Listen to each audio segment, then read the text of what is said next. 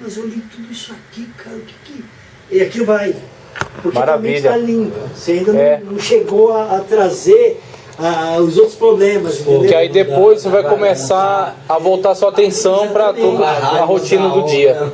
É verdade. Você ainda encheu a raiva da obra, não? É verdade.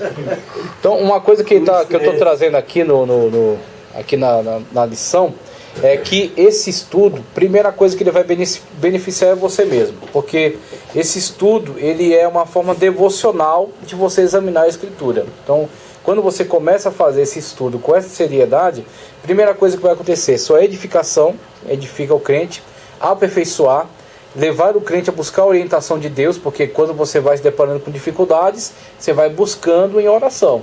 Então você busca, você vai lendo e buscando auxílio do Espírito Santo, que sonda até as profundezas de Deus. Então, nesse ato, vai crescendo também a comunhão, vai crescendo também a sensibilidade para com o Espírito de Deus. Porque o maior interessado que você conheça é o Espírito de Deus. Então, muitas das vezes você lê e você leva para, aproveitando a técnica que ele passou aqui, de você ler cedo, você leva para o dia, do seu dia a dia, aquele texto na sua mente, você reflete nele ao longo do dia, e o Espírito vai te dando insights, vai te dando, muitas das vezes, várias possibilidades de aplicação, várias possibilidades de mensagem, que aí você sempre com um papel e uma caneta, você vai e anota. Posteriormente eu pesquiso, e aí você pesquisa e já monta o esboço e já deixa lá, ó. Neurolinguística. Ninguém nunca vai te pegar de surpresa, porque você sempre tem uma mensagem. E em algum momento o Espírito vai dizer, ó, é aquela. Já teve mensagem que eu quis pregar no lugar, o Espírito disse, não é aqui. E aí eu guardei e fui para outra. E aí chegou em outro momento e falou, agora é aquela. Aí eu puxei aquela mensagem e apliquei. Uma vez mesmo eu fui pregar na igreja do pastor Célio lá. Aí chegou lá, eu li só em Lucas capítulo 1 lá, onde vai falar de Zacarias com a Isabel. Sim. Aí eu li. É um texto que não é muito pregado. Hã? Não é muito pregado nesse aí. Então, aí veio, aí depois já veio em Ana. Sim, a O profetizada. sofrimento do mesmo jeito que Ana passou. Ana, mãe de Samuel. A mãe de Samuel. Sim. Aí veio a mulher de Abraão. Maravilha, Sara. Sara. É. Aí Já foi fazendo ligação. Já foi fazendo ligação. Exatamente. Eu falei, mas Deus, eu só ali. Você trouxe um sermão numa estrutura temática, que o sermão tem estrutura temática, textual ou expositiva. Pronto, você adotou uma estrutura temática. A partir do tema que começou lá em Isabel, você foi buscar na Bíblia todas as situações em que aquilo também acontecia. Aí essa aqui, mais aquela, e em cada uma delas você aborda um aspecto importante. Então é uma mensagem que o tema é em torno do tema e que você vai buscar vários textos na Bíblia. A mensagem temática você passeia pela Bíblia todinha se quiser, mas subordinada ao tema. Então todas elas vão estar conectadas, todas elas vão fazer sentido. Não é um passeio doido, sem orientação. É orientado pelo tema. Sempre envolvido com o tema. Você pega aquele perigo, aquele trecho ali, você vai. Isso, você pode ler ele e conectar com outro texto. Da viúva de Naim. Aí tem na viúva no capítulo 2 Samuel, Reis, capítulo 4. Sim.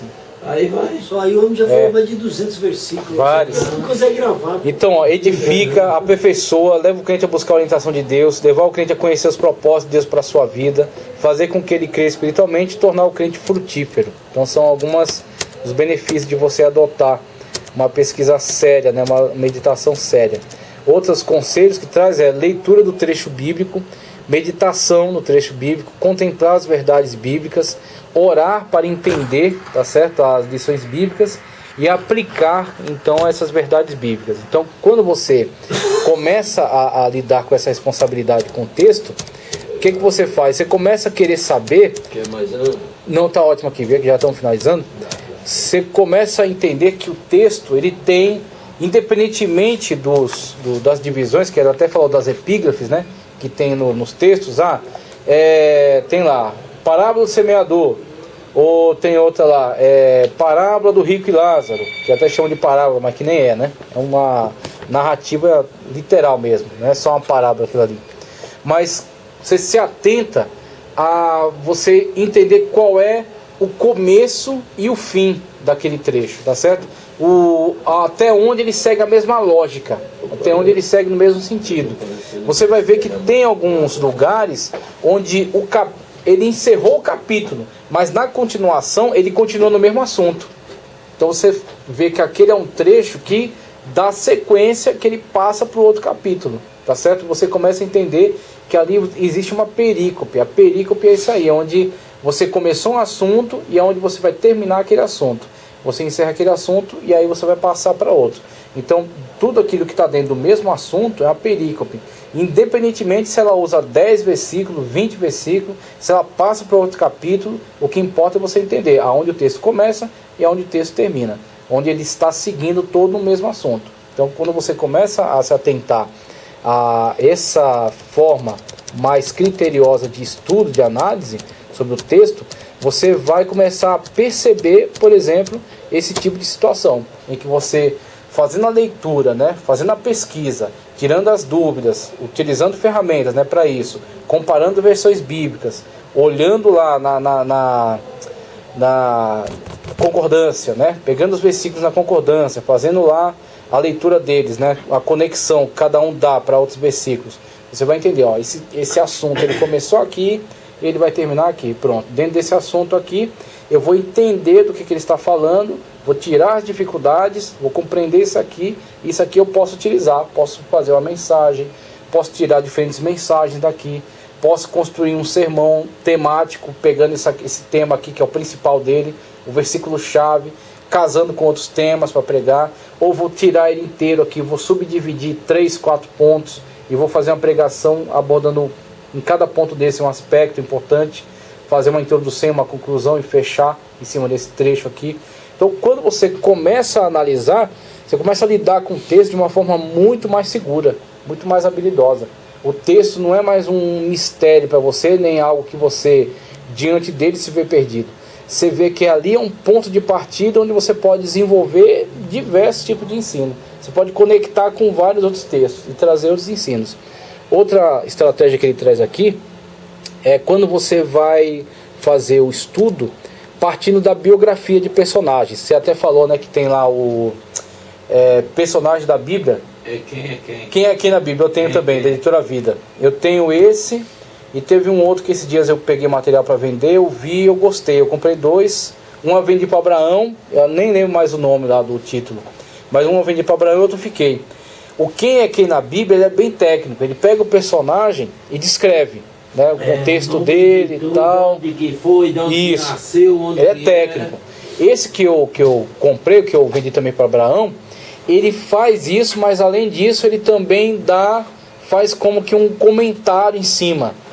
Ele meio que dá um estudo, tá certo? Dá um estudo em cima daquilo que ele viu do personagem. Isso que eu gostei dele, porque eu já vou comparar os dois. Eu vou pegar o da Editora Vida, quem é quem, vou começar nele, que é o mais técnico, vai mostrar, ó, fulano de tal contexto, de tal lugar, e aí partindo dele, eu dou uma pesquisada no outro, que aí talvez o outro me forneça uma informação. Eu ia pro interior de ônibus, aí eu falei, eu vou ler esse livro, aí eu li bem em Jacó, mas que Jacó segurou o irmão dele. Sim. Que antes de nascer, já nascer, já queria agarrar o pé dele já. Aí eu comecei a ler, eu falei, tá vendo como o sofrimento dele... Personagens bíblicos, né? Sim. Aí ele pegou e falou assim, falando, como às vezes o orgulho da gente, como se fala? A arrogância da gente só leva a gente para o mal. É verdade. Porque a gente pensa que vai levar para o bem. Jacó pensou que era bom para ele. Mas como Deus deu corda, deixou ele ir. Sim. Aí quando chegou lá na frente ele se bateu e voltou para trás de novo. Aí foi a pedagogia de Deus a vida dele, né? Com certeza. Então é Israel. Então, exatamente. Deus de fato conduziu o processo, teve esses momentos de ensinamento para ele, mas futuramente virou Israel. Exatamente. Virou Israel. É maravilhoso. Né, tá Jacó, isso aí. Jacó. Mas tinha uma promessa, né? Mas Tinha uma promessa. Uma promessa da mãe dele. Sim, tinha. Viu, né? Que o maior se virá o menor. Isso, e ela Já segurou tinha nessa promessa. Ela confiava nessa promessa mesmo. Bem, eu não quero. Depois que o pai acabou mandando a bênção, ele falou, opa, peraí, o negócio não é bem assim. Ele chorou e buscou lugar para arrependimento, mas não encontrou mais. Não, já era. Porque o bicho estava com fome, o bicho só queria saber do comer. Mas você já pensou quantos ensinos você tira de uma situação dessa? Da situação de Esaú, da situação de Jacó? O orgulho, assim, a arrogância. Isso aí. Exatamente. E a falta de vontade. E às vezes a pessoa não quer fazer nada. Igual mesmo Isaú, né? Só quer receber da mãe. Tudo pronto. Até o cabritinho, a mãe deu tudo pronto para ele. Colocou os pelos nele. Aí tem que ver o contexto a também, estratégia. Né? Jacó. Então, tem que ver o, já chegou tem que ver o contexto, não? O contexto da situação em que Da época, né? ela estava de fato apegada àquela promessa, e a partir dessa situação em que ela confiava na promessa, ela utilizou de subterfúgios, né? Sim. Aí subterfúgios foram o que ele falou ali, o que ele escreveu. Mas você pode tirar vários ensinos a partir dos personagens. É isso que eu quero provocar. Que aí vocês já começaram a puxar várias possibilidades aí. Por exemplo, tem uma situação que eu coloquei aqui, de passo a passo. Pegando o personagem Abraão, por exemplo. Perdão. Balaão, que eu quero citar, o falso profeta. Que primeiro até foi ouvir a voz de Deus, mas se vendeu para Baraque, né? E aí começou a tentar profetizar maldição sobre Israel. Não conseguiu, mas pelo que a gente entende posteriormente do texto, ele ensinou estratégias para Baraque, tanto que ele foi lá e colocou as mulheres, né, para chamar os israelitas para o culto de Baal Peor, que era um culto de prostituição. Então ele colocou laço, mesmo que ele não conseguiu profetizar maldição contra Israel, ele colocou laço. Então, para, por exemplo, você aproveitar um personagem desse, tanto que a gente falou aí de Jacó, de Esaú, né? Ele levantou até aqui a questão da profecia que Rebeca já sabia, né? Em relação ao menor servir o maior. De tudo isso você consegue tirar, a partir do personagem, extrair muitos ensinamentos, fazer análise sobre o contexto dele, entender o contexto dele, que é importante, por que ele agiu assim, por que ele se comportou assim no contexto dele. Exato. E aplicar. Aí você vai fazer uma aplicação, sempre levando em consideração. Se você está usando o texto do Antigo Testamento, você tem que passar pelo filtro do Novo, tá? Então não adianta você aplicar diretamente elementos do Antigo Testamento sem considerar como que ele é lido pelo Novo Testamento. Então isso aí é fundamental, porque muitas pessoas tentam fazer uma aplicação direta. Então pega Eliseu, que pegou lá um lugar que a água era amarga, aí ele pega um prato novo, coloca sal, vai na fonte e joga lá na fonte das águas. E aí alguém tenta pegar isso aí e aplicar diretamente para a vida das pessoas. E a única coisa que a gente consegue entender dessa situação, essa estratégia que Deus deu para ele, foi o seguinte: obedeça à voz de Deus, naquilo que Deus fala com você. Porque Deus, ele tinha uma estratégia para Eliseu, mas Deus tem uma estratégia para mim, que muitas das vezes não vai funcionar para você.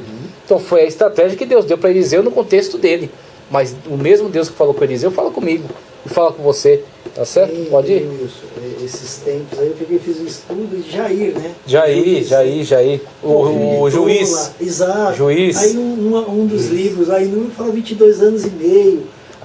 Crônicas fala 23. Sim. Teve 23 filhos. Diz que até hoje tem uma cidade que se chama Avó de Jair. Olha que legal. Aí, ele até os seus 20 anos, ele foi muito bem. Ele obedeceu a Deus. Mas depois entrou um cidadão lá que corrompeu ele, um tal de Haddad lá, que o cara não olha aí, interessante. Entendeu? E ele comprou as ideias de Haddad. E aí ele começou a sair fora. Então você vê, tem muitas coisas que a gente... Não é porque é meu nome, porque falaram, então eu falei, eu sei que é o nome. Vou procurar saber, você foi buscar tal. Pô, tem 7 livros, aí você vai ver toda a história. Aí como é que você chegou na pesquisa sobre ele? Qual foi o caminho que você fez? Bíblia. Eu certo. Peguei aqui tudo onde estava o nome de Jair e eu fui lendo, fui fazendo os links. Pegou no índice remissivo, lá atrás, né? Lá atrás. Aí tem Jair, indica o texto, né? Exatamente. Legal. Gênesis já vem falando de Tola, sim. E aí depois de Tola, aí depois vai chegar... Oi? O meu não acha na Bíblia, né? Qual é o nome? É. Não, esse aí é de tradição italiana, posterior.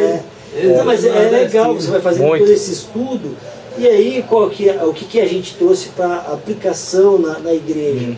Pô, o cidadão é obediente a Deus. É igual Esaú. Esaú poderia ser um dos melhores reis. Mas ele saiu fora. Teve todas as chances. Teve todas as chances. Pra ser. Teve. Então Jair também, julgar Israel por 22 anos, ele também teve todas as chances de ser um dos melhores juízes. Sim, portanto, verdade. Todo o juiz ficou um bom tempo. É verdade. Exceto Jefté, que foi, acho que o mais como o último e foi um pouquinho menor. Sim. Então, quer dizer, ele teve toda a chance de ser um bom juiz. Teve oportunidade. Não é? Mas aí ele foi aí na conversa dos outros, acabou. Aí você consegue tirar uma aplicação. Você entendeu o personagem, você entendeu o contexto, você consegue, a partir dele, tirar uma aplicação, e principalmente se você conseguir fazer uma transição para algum texto do Novo Testamento. Que aí você consegue que essa aplicação esteja mais relacionada à igreja. Sim. Não diretamente do Antigo para a igreja. Que é proibido? Não. Você pode. Mas desde que você entenda bem o contexto e faça a transição para a situação da igreja. Lembrando que a nossa visão dispensacionalista entende que ali há uma dispensação da lei e aqui há outra dispensação da graça. Deus tratava com Israel dentro do contexto da lei. Deus trata agora com a igreja dentro do contexto da graça. Então tem muitas pessoas que pegam coisas da lei e quer imputar sobre a igreja, sendo que a igreja vive no tempo da graça, que é o grande problema do adventismo, que é imputar a guarda de sábado. A igreja não guarda dia nenhum. A igreja deixou de guardar o sábado para guardar o domingo. A igreja não guarda domingo. Nós não guardamos dias. Exatamente. É salvo pela graça. Foi tudo no sábado. Exatamente. Então, essa questão de essa questão da guarda de um dia, essa guarda cerimonial, estava dentro do contexto da lei. Então, o contexto da lei não pode ser aplicado diretamente, não pode imputar responsabilidade ao tempo da graça, que é uma outra dispensação. Por isso que quando você vai fazer a leitura do Antigo Testamento e aplicar a igreja, você tem que levar isso em consideração. O que você está vendo aqui? É alguma coisa que está relacionada à lei? Por exemplo, a questão de Levítico. Dá para pregar em Levítico? Dá. Desde que você entenda que ali há uma tipologia de Cristo. Então você vai ter que fazer essa transição. Isso aqui é um tipo de Cristo, o Cordeiro. Tá certo? O sacrifício definitivo, que é Cristo. O tabernáculo, que é Cristo para nós. Preguei em Êxodo uma vez as peças do tabernáculo e a aplicação delas para a igreja. Madeira. Mas primeiro você vai ler, você vai estudar, você vai entender. Depois que você entender, você vai ver qual é a transição da tipologia. Aquilo ali é um tipo, Cristo é um antítipo, e como é que isso é relevante para a igreja. Então, tem que fazer a lição de casa. Dá pregar, dá. Mas tem que fazer, exatamente, tem que fazer o trabalho. A madeira é o povo, porque a madeira de era forte. Sim, verdade. E para liberar. Aí depois é só pular. Muito. Então eu peguei, só o caso de Balaão. Então primeiro passo, escolhi o personagem, Balaão. Aí para onde é que eu vou? Segundo passo, concordância e dicionário. Concordância é aquilo que eu falei para vocês. A concordância é mais importante que o comentário bíblico. Que a concordância é a Bíblia interpretando a Bíblia. Tá? Então passou pela concordância, viu os versículos, por exemplo. Quer ver uma concordância bíblica em Balaão? Quem é que vai falar de Balaão no Novo Testamento? Dou um doce para quem acertar. O Balaão é citado no Novo Testamento. É citado no Novo Testamento. Bom, quem fala? Eu sei Nissal. Paulo não, quase. Não, consulte só o seu cérebro. Vamos lá. Não é Paulo, não? Não é. Não. Sabe quem é? Judas, que poucas pessoas pregam na casa de Judas, hein? É Judas. Que andaram pelo caminho de Balaão, tá certo? Exatamente, lembrei desse. Exatamente, lembrou, né? Você pensou que era Paulo. É Judas. Eu já tinha lido. É Judas, carta de Judas. Que não tem nem capítulo, é um capítulo só. É só um. Exatamente. Só um, porque uma vez eu fui pregar sobre Judas. Sim. Dar um ensinamento na igreja, porque assim, às vezes a gente tem que E falar que tem muita gente que tá igual Judas. Curto.